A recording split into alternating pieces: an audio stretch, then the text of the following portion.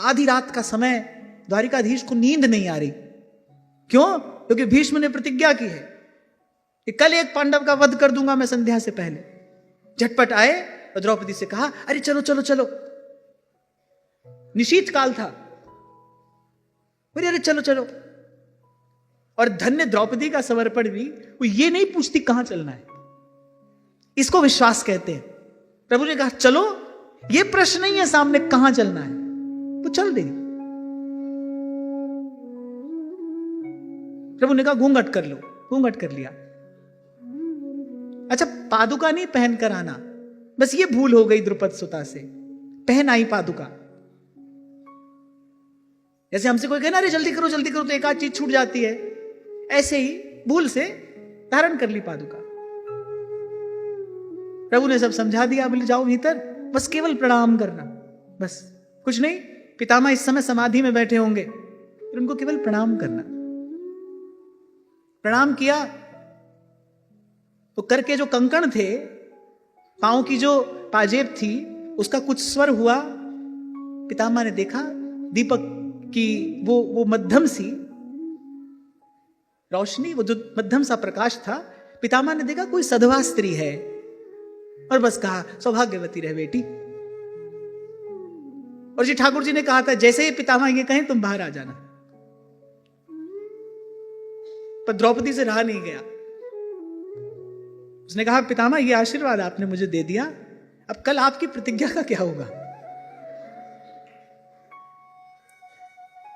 पितामह समझ गए, बोले अब हमारी प्रतिज्ञा का तो जो होगा सो होगा, पहले तू मुझे ये बता तुझे लाने वाला कहां है, वो कहां है? अरे उसी का तो ध्यान कर रहा था, वो कहां है? पितामह ने कहा बूढ़ा होने को आया है और अब तक गई नहीं चोरी, बोले नित नई नीतियां रचता है, इसकी चोरी उसकी चोरी। बाहर आकर जब देखा तो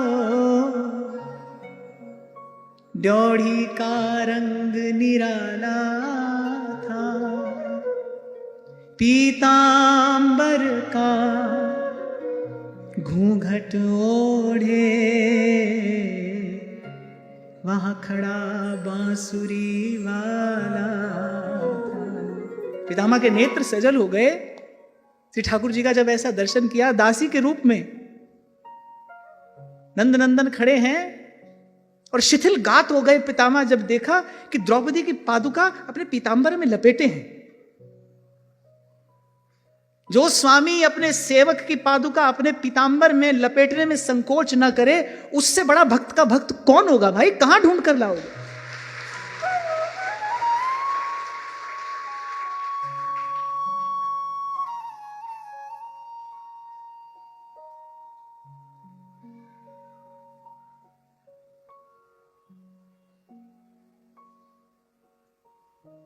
पितामह से रहा नहीं गया।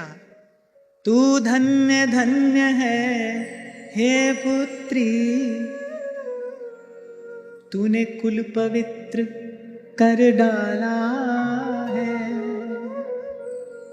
पहरा तेरा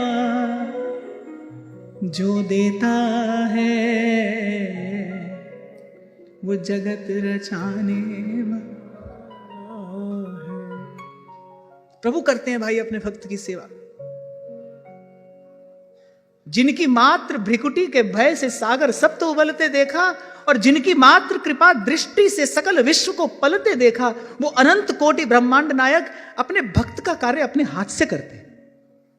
नामदेव जी की झोपड़ी में आग लगी तो झोपड़ी का छप्पर छवाने द्वारिकाधीश स्वयं आए हैं।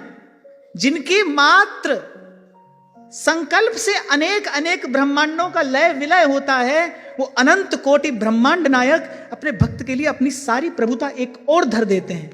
प्रेम के बस अर्जुन रथ हाँ क्यों भूल गए ठकुराई सबसे ऊंची प्रेम सदाई। पितामह ने कहा जा निश्चिंत रहे बेटी, बोले तेरा कोई क्या बिगाड़ सकता है जब रक्षक कृष्ण मुरारी है, जब इसने तेरी रक्षा का प्रण ले लिया है तो बोले मेरी या किसी की भी प्रतिज्ञा क्या कर सकती है। ध्यान रखना, ये विराम का क्षण है और मैं बहुत मनोयोग पूर्वक, बहुत विचार के आपको ये बात कह रहा हूं। इस सारे अस्तित्व में कोई भी ऐसा आशीर्वाद और कोई भी ऐसा श्राप नहीं है इसको श्री कृष्ण निष्फल ना कर सके। कृष्णात् परम किमपि तत्त्वमहं न जाने।